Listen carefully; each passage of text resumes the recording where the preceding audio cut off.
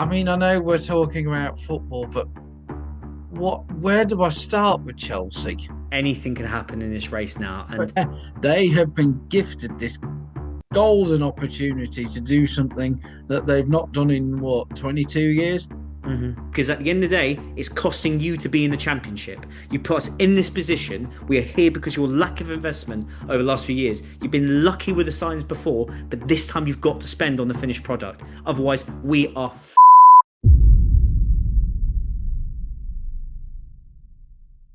Let's talk about Chelsea. So, Chelsea 1, Nottingham Forest 3. I do not know even how to describe such a downfall of one of the biggest football clubs in the world, how much money they've spent, you know, I just cannot understand how. And listen, let's not take anything away from Nottingham Forest. Recently, they have been No. absolutely hot on it, and they fully deserved their win.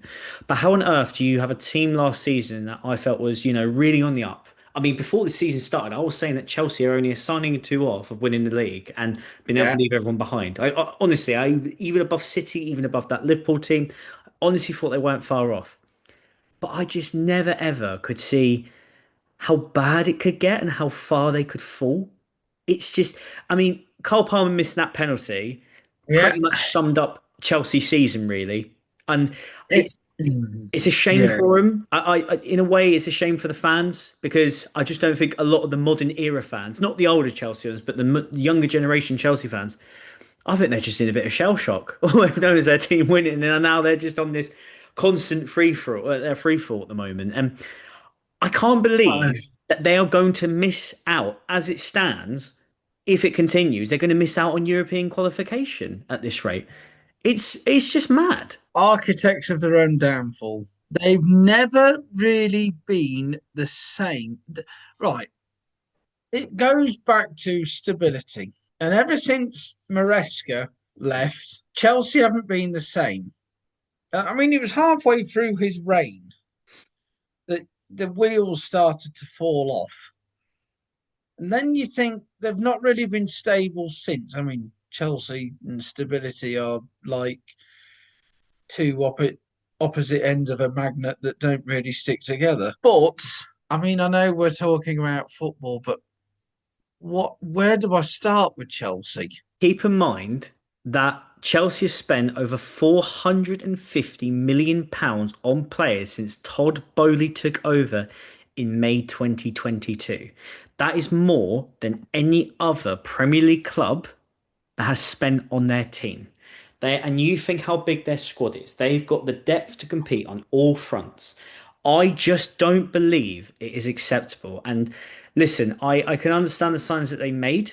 I Mm. sometimes I think the signs they made would just spite other teams. A prime example being Cucurella. He was inches off of going Manchester City, and Chelsea snatched it like that. I think Liam Delap's a really good signing. I think he's an Yeah. excellent signing. I think he's a great striker, but he's had this is his second season in the Premier League in his career. Mm. And Mm. he did very well in Ipswich team that got relegated last season, but to then go to Chelsea, I think a player like that, he might be good in a few years, but I think he just went too soon. Like Yeah. he would have been better, Liam Delap, going to a team like Brighton or Everton, West Ham, if if it'd be nice to sign someone like that. Yeah.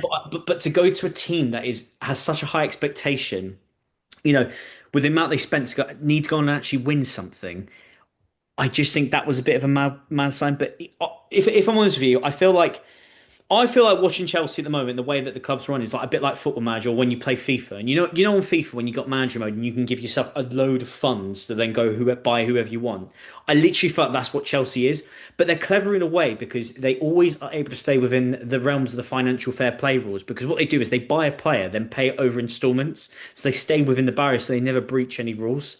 And it's just a bit of a dangerous game, really, because then if this player doesn't work out and you've got them stuck at this club paying it off still, and then to keep include that a long-term contract, like in what world? And this is the other thing I don't get with, and just going from their recent manager with Liam Rossini, in what world was it a manager that's not proven yet to then give him a 6 year contract. Now, listen, Lee Rossini will probably go on to be a very good manager, but to give him such a long term contract, I think it is 6 years, but do correct me if I'm wrong, but it was a long term contract, a No. ridiculous length for someone who hasn't even been proven yet. And I get it because they want to take the youngest managers possible and they want to, they want to mold him into the Chelsea way. And this is good. This is the build, a bit like what Arteta did, Mm, starting from bottom and building up. I like the idea, but Arteta had the experience of Pep Guardiola. With respect to Liam yeah. Rossi, he hasn't had someone to look up to and learn from with that caliber, from that caliber. So it's just mental, and I don't think there's any reflection on Liam Rossi. I think it's more a reflection on how No. poorly run that club is.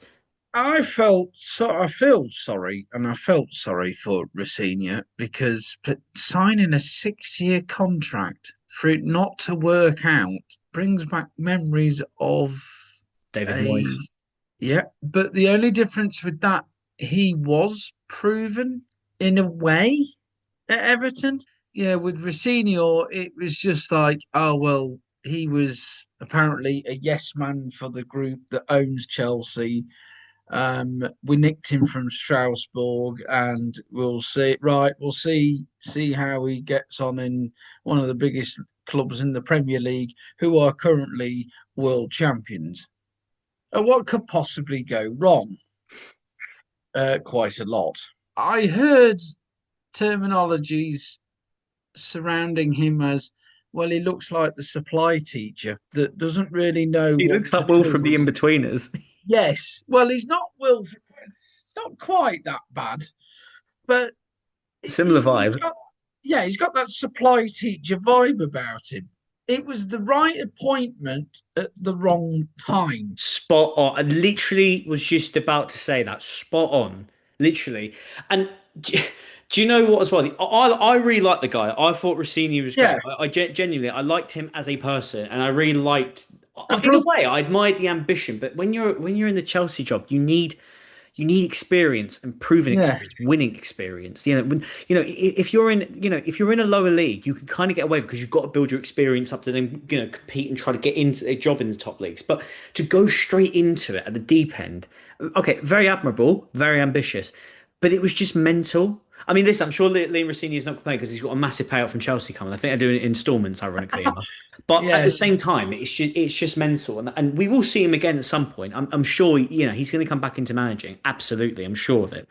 But I just think it is just mad that the way that is being run in comparison to a Chelsea, 8 years ago that won the league, 11 years ago when they won it under Mourinho, yeah, it just seemed, I know they obviously had a bit of a bad season after they won the league with Mourinho, but the point is they always are able to steer the ship at some point. But this just seems, I think it's just more catastrophic in a way, is because it's how much has been spent of the money.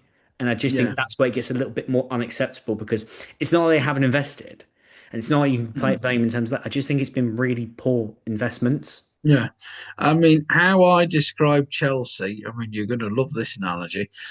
How I describe Chelsea is like steering Noah's Ark from the flood, but yet driving it straight into the rocks and the animals escaping the water. They have got no clue. It doesn't seem like they've got no clue um, at this moment in time. Um, and the animals have to fend for themselves. It really is. Um, I don't think they've got one iota about that. They're not footballing people. Mhm. You need footballing people to be at the top off the pitch to understand what goes on it. And I don't think that they have. I don't think they've struck that balance Yeah, properly. I totally agree. And the best thing Chelsea can do at the moment is get through the rest of this season and relegate Tottenham for us. That's all they can do at the moment. But really, I don't. I Yes. think I can't see, and it genuinely doesn't help us. But I don't see them winning another game. I think they are that No. poor. They've got Liverpool next. It's Liverpool at Anfield, which I think Liverpool are going to absolutely steamroll. Ooh. That's what I mean. Like, despite Liverpool, what we were saying, earlier, is Liverpool in a bit of a bad form, but I see them beating Chelsea. I think they're probably playing Chelsea probably at the best time possible. And listen, you never know the Premier League. Maybe I'm wrong, but I can't. I mean, who's like who bar João Pedro, and by the way, a fantastic goal against Nottingham Forest, one goals Yes. of the Oh, season. I mean, fantastic. at least Chelsea fans had something to smile about, but it was too Yeah. little, too late at that time. They're 3 Yeah. nil It down, and it was. was a complimentary goal, But um, but yeah, it's all a mess. yeah, I must credit Forest though, because you wouldn't think they were battling for survival. No, you wouldn't the With the way they're way playing. the Hmm. way they played, you wouldn't think they were battling for And survival. You think they were chasing Europe or something. And you think as well they're already in the semi-final with a goal lead from Chris Wood's penalty against Aston Villa. Yeah. You think they're already in that semi-final, and I think why I admire it more is because they went Chelsea and they still gave it everything there, and they put a full team out. Unlike Yeah. Aston Villa, that didn't put most they didn't put all their strongest 11 out against Spurs. And in a No. way, I admire Forest that because it's like we're going to give everything every game, and I think it's been excellent the way that the manager's set up, which probably Yeah. leads us on to the relegation battle in a second. Yes, but they kind of had to. And I still think, and I go back to our previous episode, I still think Forests are safe. And it's one out of two now. Mhm. And I think it's between you and Tottenham. And I still think there is a twist in the tail. I Oh, really do. where Not do to give we? you hope. I would never give you false hope. West But Ham I United think, will be the death of me. This club will be this thing that makes me. I'm lucky at my age. I've still got all my hair, and I'm very very fortunate. well, But I'm what telling hair have I got? Try them in you, Man three teams. United. Try them in three teams. Honestly, I went to that Brentford West Ham game, and just to say, the West Ham fans, as always, were superb, excellent Yeah. from minute one. Even when we were losing, singing and giving it everything we've got. We tried everything to get, give them that push. I And mean, we that's what you start, have to do anyway as a fan. yeah, Sorry to interrupt you. That's what you have to do as a fan. we Um, started that game off very, very slow. I thought the first 10 minutes were very, very clumsy. I felt like the players were a bit nervous, knowing how big the game was. It's kind of in a way where I don't like. I really wish we were playing at the same time, us and Spurs, because I think that there's already a psychological barrier. Like, we've got to win, because they're playing tomorrow. There's already that sort of barrier in place. And when we got into the game, but then they scored a goal, which was infuriating, really. I mean, fully deserved. After that, we hit the post. Tati is having shot after shot. I mean, we had one, it looked like it went off the line from where I was sitting. We had a goal disallowed, which I don't know, think it should have been. We looked like we should have mm, had two penalties. One of the Brentford's goals as well. There was a foul on Mavropanos that could have broke his ankle. That should have been disallowed, but wow. VAR completely missed it. But I'm not here to complain about VAR. I'm really, really not, because at the end of the day, with the competencies of the referees that have been going on consistently through the years, we are always going to have at least a game. And to be fair, a lot of games this season, West Ham referees have been on our side and give us things when we shouldn't have. I do think Yeah. it balanced up. I don't want to draw away because Brentford did what they had to do to win the game. I can't believe that I didn't think West Ham played particularly badly. We just didn't finish our Yeah. chances, and that's what cost us. The only thing I will criticise Nuno this game is at half time I would have took Jared Bowen off and brought on Traore, and I would have took Mm, off Pablo and brought on Callum Wilson because the two of them probably had the worst game that I've seen them have this season. But yet Nuno kept them on, and I understand why because they can prove to be very effective. But it was just this game; it was like they were really struggling with the intensity that Brentford were creating. And for me now, especially with Spurs winning against Villa, I just think, and this is why I think West Ham are done for, is because we are not just, we've got Arsenal next, which I think that can go either way. But now after seeing City drop points at Everton and Arsenal mhm. thrash Fulham, I think they're going to be, and at the moment as it stands, they're currently winning the semi-final to get to the final of the Champions League. Their mood is going to be so high up. And I think West Ham have already got a psychological battle as it is, and we're already going to be in more of a negative mindset due to the fact of how Spurs are doing, unfortunately. And I think I can't see us navigating this now. And I think for me, I'm glad that we lost to Brentford, but for me, the more disappointing game was the Crystal Palace game where we drew 0-0. That was when the pivotal points for me were dropped. That was a game that was there for the taking. We just didn't turn up. The Brentford Yeah. game, we didn't play bad. We had a lot of very, very poor refereeing decisions, but those games happen. You can't stop it. You can have the best day ever, but sometimes it just doesn't happen. Palace was there for the taking, and we didn't show up. Our team did not show up for that one. And it's a shame, really, because I really, really admire the fight, and I'm still so proud of where we've come, given that we were dead and buried, and it's still not over. Mm, We've come over worse deficits, but the difference is there's less games to play, and I cannot see West Ham getting out of it now. And I think it's a shame, really, as I say, because the fans that I'm devastated for the most, the ones that go everywhere, home, away, and I'm gutted for a lot of the players as well, because some of them are not going to see next season, not because they're not good enough, but they're going to go off to other Premier League teams or other top leagues across the world. You can't blame us, but it's the fans that I feel sorry for. But what we have to do is, and we're trying everything we can to keep Nuno in the Championship. And if we are able to, and as I say, because I think it's imperative we keep this manager, I do believe there's a real chance we can come back first time of asking. But we must mm. get the signings right in the summer. We must spend. We must go for it. Because if not, you will not see West Ham United again for a good few years before we're back. And now it's down to the ownership. If he wants to, there's no way that he can ever be forgiven by the fans for the move to the stadium. But I'm asking David Sullivan, please, you must invest. Because at the end of the day, it's costing you to be in the Championship. You put us in this position. We are here because your lack of investment over the last few years. You've been lucky with the signs before, but this time you've got to spend on the finished product. Otherwise, we are.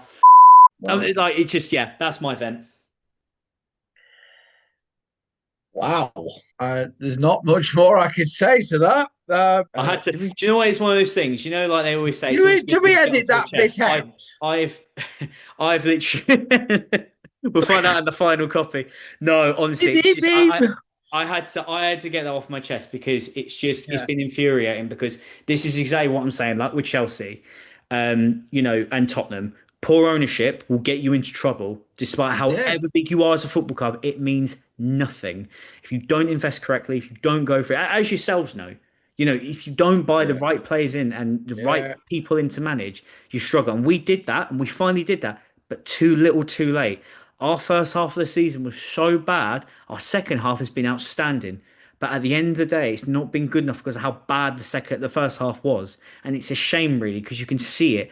But I just wish we'd started the season off like this. I would like to put a positive spin on the situation, though.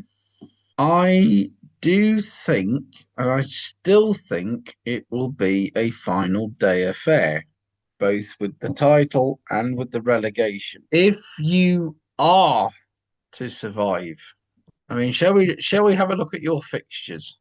We've got Arsenal, Newcastle, and Leeds. So Arsenal at home, Newcastle away, Leeds at home. So Yeah, Tottenham have got to play Leeds. They then have Chelsea, and yeah. then they play Everton at home last day. So Chelsea and Everton, well, Chelsea, how poor they are at the moment, Everton will probably be the harder one because Everton, look how they were against City, and even up when we played them and beat them, I thought it was a really hard game. I think Chelsea have a result. So, you said about West Ham against Tottenham or playing Tottenham in currently in the situation, there's that psychological advantage. There is nothing more than Chelsea wanting to do absolutely everything they can to take Tottenham down. Now, we saw it 10 years ago when Tottenham lost the title at Stamford Bridge and handed it to Leicester. I can see a similar situation happening this time around, only except with relegation. I can see Chelsea handing you the most massive lifeline, despite how poor they've been, as we touched on earlier. I think I somehow think, and also think Leeds. I mean, I said this about Villa, but they kind of let me down. Um, I think Leeds will be a tough game for Tottenham, considering the form that they're in at the moment. Um, Leeds and Chelsea are going to be the two games that could potentially put the nail in their coffin and help you out. But you have to be in control of your destiny. This is If you get exactly the problem. Yeah, This is what I if mean. you get a point against Arsenal, maybe beat Newcastle because Newcastle aren't Yeah. that great at the moment. So that's probably where your 3 points will come and And then I think, because like I say, I can see us beating Newcastle. Leeds will go either way in the end of the season. That could, because so Leeds were so already safe, and they if might, you that'll be yeah it. if you get 5 points out of Three, six, nine. 5 points out of possible nine. Mhm. You should be safe. Now, if In all, Tottenham, I was going to say, in all fairness to Tottenham, let's not take anything away from them. In all fairness, no, because at the end of the day, that Wolves win they had was the most imperative win that they could have asked for because it's put them in a winning mentality. And yeah, in all fairness, listen, but I they're know I not can sit out the all, woods yet, though. I, That's the thing. I can sit here all day long and start complaining at Aston Villa for not putting their strongest side out against Spurs, but I'd be a hypocrite because at the end of the day, if I was an Aston Villa fan, I would have wanted that knowing going into the Europa League semi-final being a goal down. You rest your best for that because at the end of the day, why are they not going to go put everything out to try and win a trophy? Granted, top four is pretty much nearly theirs anyway, but why, silverware's everything. Unai Emery has got a record of winning this trophy so many times. And at the end of the day, like to be fair to Uh, Tottenham, you can only beat what's in front of you, and they fully deserve that win. They were outstanding. We've not seen that for ages, and no, they deserve. Listen, I can sit here and look. There's one thing I'll say: I can be an honest fan, a football fan in any respect, but they deserve it. And if they continue to play it the way, they deserve to stay in the Premier League. But the only thing is, it's a bit like us. If you don't invest in the summer, this will happen again. They will be right back to where they have. But I don't. I think with De Zerbi. I think it's going to be different. I think I can see a plan built going there, and I could see them building on what they've got. But yeah, it's very deflating. But I think West Ham had nothing to blame but themselves. And I know, Brentford, we played well there, but I will always look back at that the Crystal Palace nil, West Ham nil, because I just think that yeah, was two massive points dropped, and that was a game that made me go. Even though we were ahead of Tottenham at the time, and obviously I know we had the big win against Everton. mm, But I always kept thinking, if only with those two extra points, because that weekend as well, Spurs lost as well, and that would have put us further ahead of them, and we could have cut. It could have then made us have that cushion if we are to lose a game, which I knew a loss was coming up. It's just hence why it's very disappointing. But it's one of them. And look, if it does happen, it does all happen. But all yeah, you need is to finish 1 point above them. That is easier all. said than done. Easier said than done, of course, but 1 point. You never know. That point against Crystal Palace could be absolutely crucial. Yeah. The best I see us do against Arsenal is a draw. I think if we played Arsenal when they were struggling, and let's say City won their game against Everton, and let's say, okay, I don't know what the score is at the moment, but let's say Arsenal got thrashed Atletico Madrid, I then start to believe we have a chance. But the thing a bit with Arsenal's biggest problem is their mentality, and at the moment, their mentality's good, and I think we've got a real uphill battle here. And it's just, I wish we played him a few games earlier because I honestly think we could have got something, but I just, I can't see it. But we'll see. We will see. I mean, I'm keeping the faith for you, even though even though All I right, you. think You're a nice Manchester United fan. You are.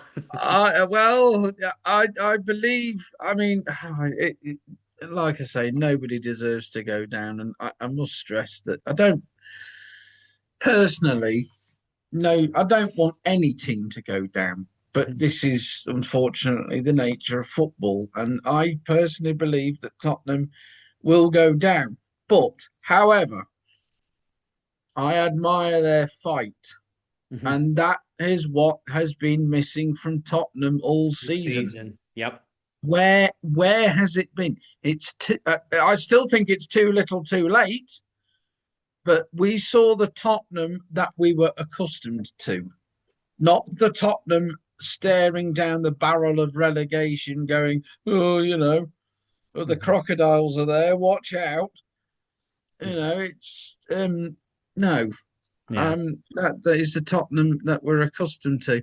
But I still think they've got a result that could absolutely swing things back in your favour. And I think Leeds and Chelsea are the two sticking points that could happen. Mhm.